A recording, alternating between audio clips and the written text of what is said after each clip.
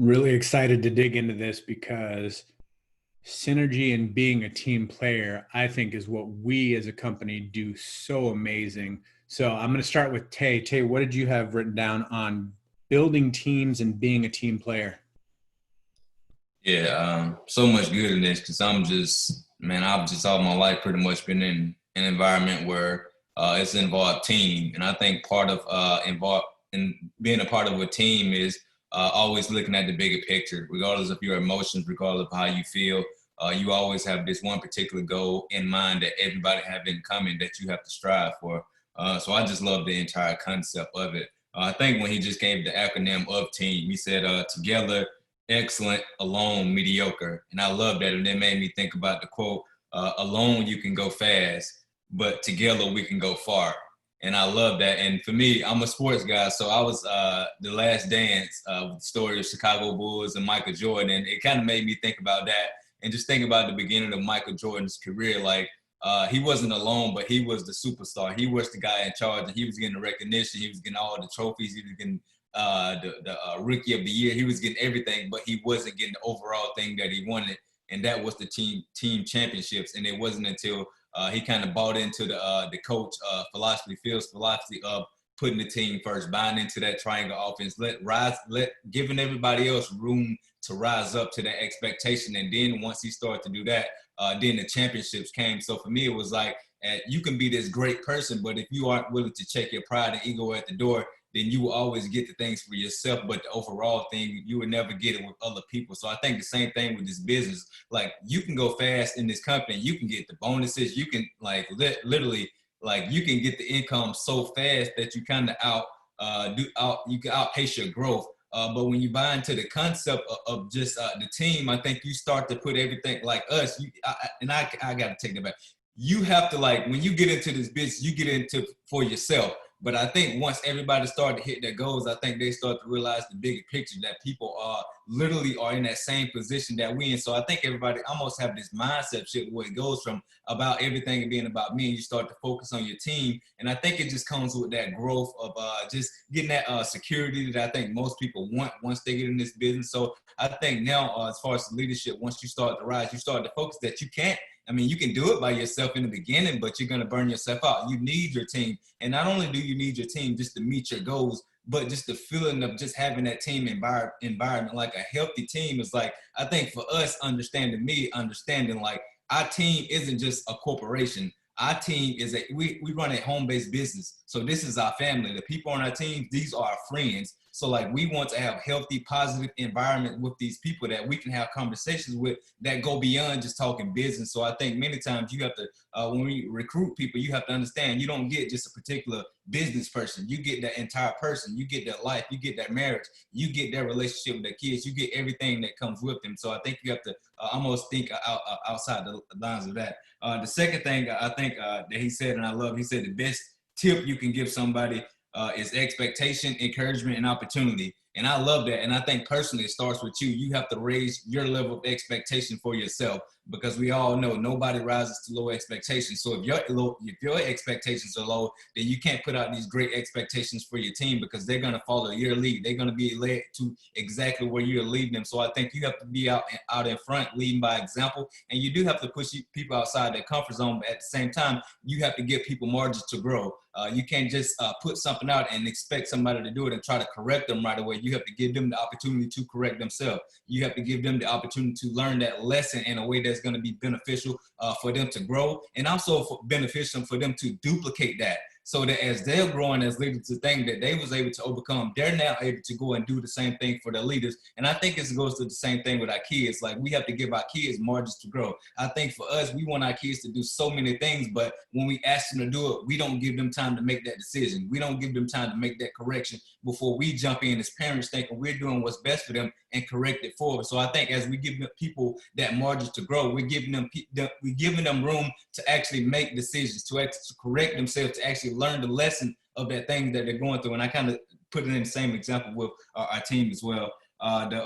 Two more things that I shared. Fourth, he said, some people He said, some people will tell you what you want to hear. Leaders will tell people what they need to know. And I love that because I've just been working on myself, doing personal development probably the last 5 years, and not just reading the books and doing these things, but trying to apply it to my life so that I can change and transform myself. And one quote that really came to me in the past that really stuck to me, because life doesn't care who you are. It's going to continue to hit you. It's going to continue to throw curveballs at you. So you have to continue to grow with it. And one of the quotes that I read back then that really stuck to me, because it taught me to no, you have to face your problems head on. You have to face your fears. And it said, you can't conquer what you refuse to confront. So for many things, I used to compartmentalize everything.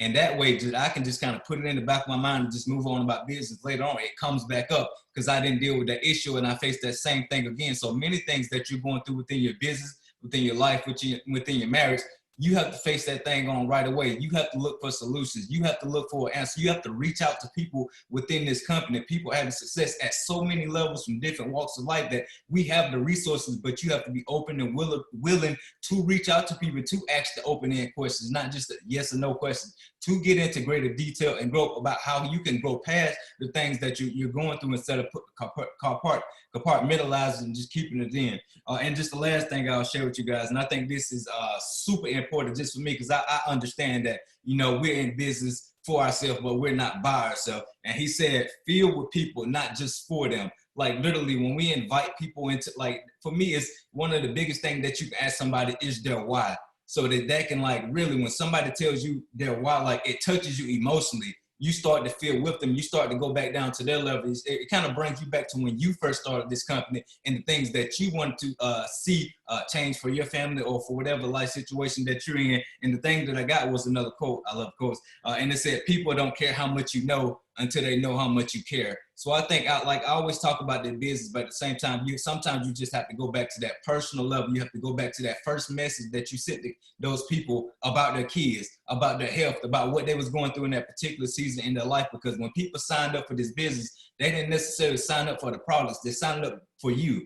They signed up because you cared enough to reach out about the things that they was going through in this particular season, and they trust your leadership. So I think as you love on people, as you lead people and you guide them into becoming a business owner, then they will start to grow within this company. Then they will fall in love with the products. But at the same time, we have to teach people to fall in love with us. We have to teach people to fall in love with themselves. Trust the process, continue to grow, continue to understand that I'm going to be here with you no matter what, and I'm going to continue to lead them. So I think many times we have to, because my wife is a red. Everything used to be about control, like you said, control, command, and I forget the other thing. But she used to be that way, but now she's understanding you can't control everything. Sometimes you just have to learn how to be the follower. You have to give people room to lead. If you don't give them room to lead, then they can't grow and become that leader. And unfortunately, we had to go through that within our business. And we saw that it really hurt because we missed leadership retreats because of that. But once we got out of the way and understood, you don't have to do everything. Empower people, give them room to grow into that leadership level that you want. You can't pray for ambassadors if you don't want to let those people be ambassador leaders. So you have to get out of the way, let them become those leaders and understand not only are they going to rise, but they're going to rise your leadership level as well. They're going to give you room to go out and do the things that you got into this business to do. So I think you have to empower people.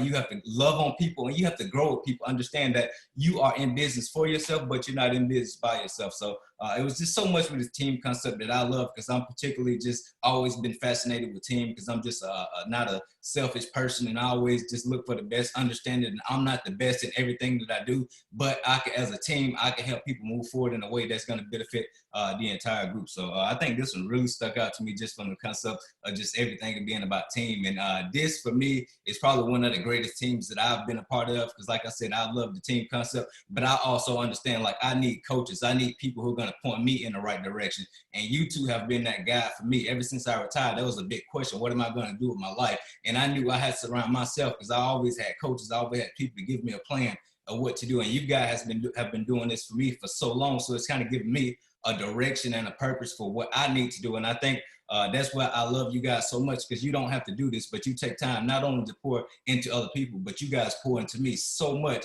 And I'm just extremely grateful for you, because you just continue to lead by example and just give me direction for what I'm supposed to do in life. So just thank you guys for all that you do, man. I greatly appreciate it. And just want to let people know, man, just reach out and just let these guys know how much you love and appreciate what they do, because they've got to that level where they don't have to do this. They are financially secure. They have done things that they probably never thought they would do, and they continue to strive for more, not for themselves, but for the betterment of our company, the betterment of people, and the betterment of the world. And they're doing it out of the kindness and the goodness of their heart. So I just love the fact that you guys lead by example, that you guys just continue to show up for other people. So thank you guys. Tay's on fire. Let's pass that fire down to Chad for some gas to make it a blaze. Man, so I love this one. I love team. Some of my most exciting parts of my life is when I've been a part of different teams, and just the synergy, just that word synergy. And, the sum of the whole is greater than the individual parts. And when 1 + 1 can equal 11 instead of 2. And I'll never forget when I first read the book, Think and Grow Rich, because I was introduced to this idea of a mastermind. And a mastermind is just getting together with a few people and just throwing our ideas on the table. And then my idea plus your idea plus someone else's idea, it reaches this higher idea. And I feel like that is how this company, It Works Global, operates. And this idea of one team, one mission. This idea of the company doing $1 billion in a year. And some of us might look at that and go, wow, it's such a big number. What does that mean? Well, it's not about the money. It's about what we have to become as a company to achieve $1 billion. It represents all the people that are winning within this company when the company does $1 billion. And, as a former military guy of 11 years, an officer, I love when people start bringing out the acronyms, and so some of these acronyms were just great that he was talking about, like luck, laboring under correct knowledge, tip to ensure performance, to get a team I'd never heard of, but we've always heard of together, everyone achieves more, but together, excellent, alone, mediocre. I mean, that's one that if you just let that one sink in, the team is always going to do better than we are individually, always. And sometimes it might be a little scary, we feel a little risky, especially if we've grown up in organizations where we've been led through intimidation rather than inspiration, because I've been there. When you're led through intimidation, you're quieted and you don't feel like you have a voice. You don't feel like you can talk. But when you're in a proper organization with good leadership, then your input is always welcome. It's always welcome and wanted. So I love how he mentioned some of the different companies like McDonald's every Friday. That's how some of their best ideas have come from the brand new hourly employee, because they just have an idea, and any idea is great. We have a focus group. We get together with about 12 people every Sunday night. And a couple Sundays ago, one girl got on there. She was so excited, and her excitement injected new life into the group. And she recommended this little tiny book called Grace Over Grind. And she read a little bit of it. And we were like, oh my gosh, that's crazy. That's awesome. And we all bought it. And now it's part of our weekly group as we talk about it. And that just came out of providing an environment where everyone is equal. It's that circle. It's like when you go way back, the Knights of the Round Table, right? There wasn't no head of the table. It was the round table. We all sit down as equals and we have a discussion. I love John Maxwell does the same thing. He has round table talks. And I think that's so important. So, a couple more. Inspiration is replacing intimidation. And, especially in today's world where things are moving so fast, you can't lead by intimidation anymore, or you have constant turnover. I mean, if you look in retail, the typical traditional business, if someone's trying to lead in the old archaic, I'm in control, command and control way, they're going to lose people, because people just aren't putting up with that anymore. No one wants to have a dictator in charge of them, ruling with an iron thumb with the whip. The whip doesn't work. What works in today's world is the carrot. I mean, I'll take the carrot any day. I want someone that's going to lead me with the carrot. I love our company is always giving more incentives, like dropping an extra 50,000 in the pot, or an extra bonus on top, or hey, an extra new product, right? They're always looking for ways to encourage us to fight for and move forward instead of trying to control us, with a whip. And so I love that. Clear vision, purpose, mission. I love this because as a leader, we're all leaders on here of our own organization. Even if you just started, right? You're leading yourself, and then you have one teammate, and you're leading your teammate, which all that means is you're doing your best to encourage them, to help them accomplish their goals. That's really leadership is influence. And, a leader, one of my favorite definitions of leadership is getting someone to do something they wouldn't have done if you wouldn't have been there. So it's just encouraging them. It's stretching just slightly. It's helping someone move towards the goals that you already know that they want and move in that direction just a little bit quicker and help them understand how they can get there faster. And the only way that happens ever is if they buy into the idea that you can truly, honestly help them. And the only way we can do that is if we have a clear vision, a clear mission, and a clear purpose. If someone gets on our boat and we're like, hey, we're going to the island, and we drive in circles, and 3 days later they see the port where we left, eventually they're like, come on, guys, let's jump out of the boat and swim back to shore because we're nowhere closer to the island. Come on, we said we were going to the island. We're not going to the island. So we have to know where we're headed. We have to know where we're headed to help anyone else know where they're headed, right? So I think that's an important one. I love when he talked about the sympathy and the empathy. Sympathy, taking another's causes as your own. Empathy, walking in someone else's shoes, feeling with another person. It's this idea of being with someone. It's instead of talking at someone, it's coming around, putting your arm around them, and now you're with them. You're walking in the direction with them. It's so much more personal, right? When we're with somebody, when we have empathy for them. And that's, let me see here. Yeah, those are the main ones I wanted to share. And I love how Tay brought this up when he was talking, where it goes back to someone's why. The best thing we can do for anybody is help them discover their why, and then help them use that, help them understand that is fuel for them to move towards whatever goals it is that they set. And it works as such an incredible vehicle that can give us options, that can give us new courage, that can give us new excitement for our life. And, what I've discovered, and Joel, and I know Tay, and probably all of you listening would agree, is when someone really understands what turns them on, what they can get passionate about, when they really understand that, then it invigorates us. It just invigorates us for life, and it helps us to move in an exciting direction in life. The way we view life and our perspective just can change so fast when we get a hold of that. So I love these 5 rings. Denis Waitley, awesome. I want to go back, and I hadn't heard of the Miracle, the Miracle hockey team or whatever. I want to go back and learn about that too. So yeah, I thought today was really, really good. My mind was just blown that Chad's never heard of the Miracle on Ice. What? First place you can start is just go watch the Disney movie, and that'll give you the entertainment value of it, and then do some research into it, because it was mind-blowing. And that was something that was super impressive to me, was the fact that he was involved with that team. So that was pretty exciting for me. Synergy. Synergy means the whole is greater than the sum. And this is how I have it put down. Not 1 + 1 = 11, which is what he had is, but in our business thought process, in our system, 1 + 1 + 1 = 9. So think about that. When you join, first goal is to help get your customers, and then the goal is to get 3 distributors.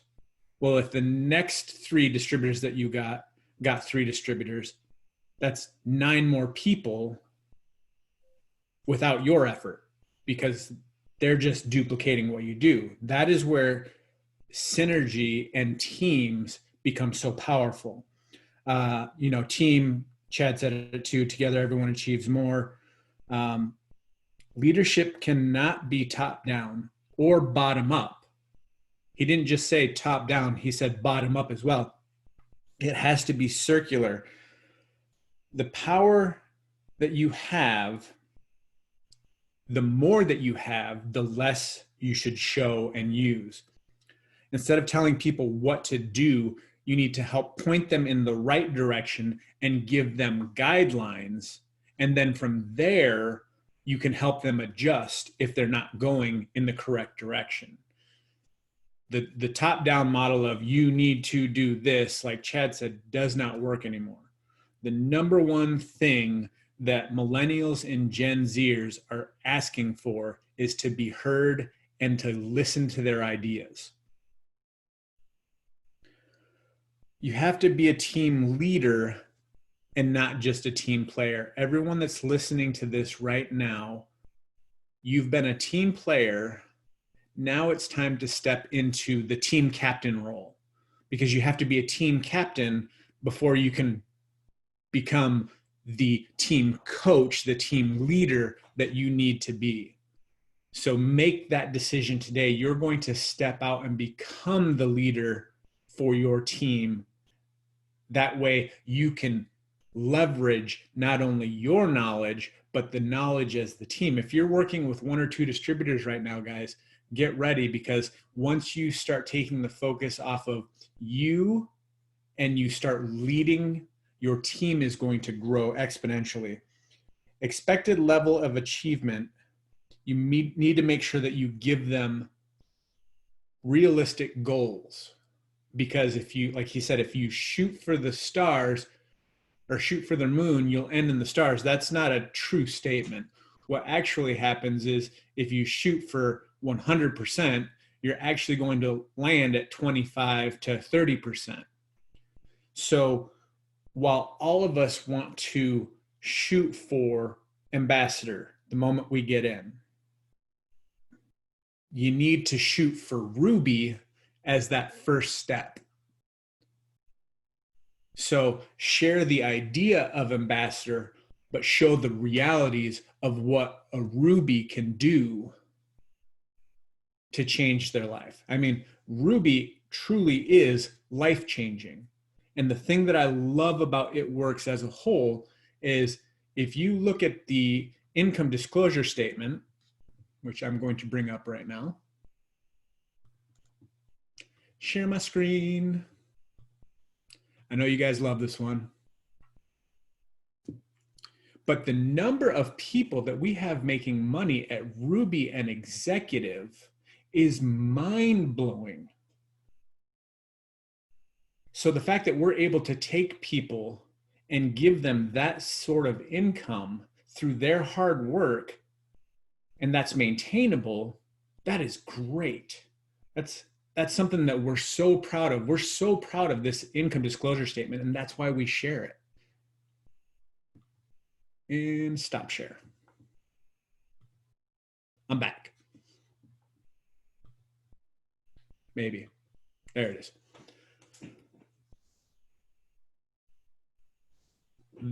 The conversation on empathy over sympathy, guys. Jesus was empathetic. He walked with, walks before, walks around, walks by.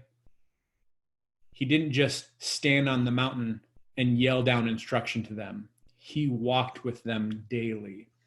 So feeling with, not just for, will strengthen your team. Like Chad was saying and Tay were saying, find out the why. The why is what strengthens your relationship with your team. Always ask open-ended questions of your team. That's how you'll find out what ideas are working. If you're the only one coming up with ideas and you're not coming up with any more ideas, there's a problem. That's when growth will stall. So make sure that you're doing this. I starred this. The big bad idea. Man, go back to your team and go, hey, we're going to have a competition. Who can come up with the biggest, baddest idea on how to do more, how to be better? You know, just throw some ideas out. There's not an idea that is ugly enough that we're not going to take a look at it. So the winner of the Big Bad Idea Award, that's awesome. Always ask for suggestions from your team. You're in a position to make changes. What would you do? That's a great question. Last thing I've got on here is teams leave their egos at the door. As a leader, it has to be about serving other people, not serving yourself. Tay mentioned before, and I've said it quite a few times, and I know Chad has said it, when you first get into this business, absolutely, it is about you. You get in because you have a need. But the quicker that you can transition that need that you have to the needs of others, that's how you will quickly move into the promotions and moving up in the company, because of the fact that leaders lead people to their destination as well as their own. Why we love this company so much is none of us can have success without each other. We can't be more successful until we help you become more successful. We can't become better leaders until we create you to be a better leader. That is why teams are so important. And that's why we build teams, is because we know together we're all going to achieve more. Guys, we're so excited that you actually continue to come on here with us. Thanks to Chad for jumping on, Tay jumping on every Tuesday and Thursday. Our desire is to help you become better, become more, to live out your greatest potential, so that you can take this information and not just listen it. Don't just have shelf esteem with all the books on the shelf. Take this information and go apply it to somebody on your team, if not everybody on your team today. We can't wait to see you guys again here next time. Have a good day.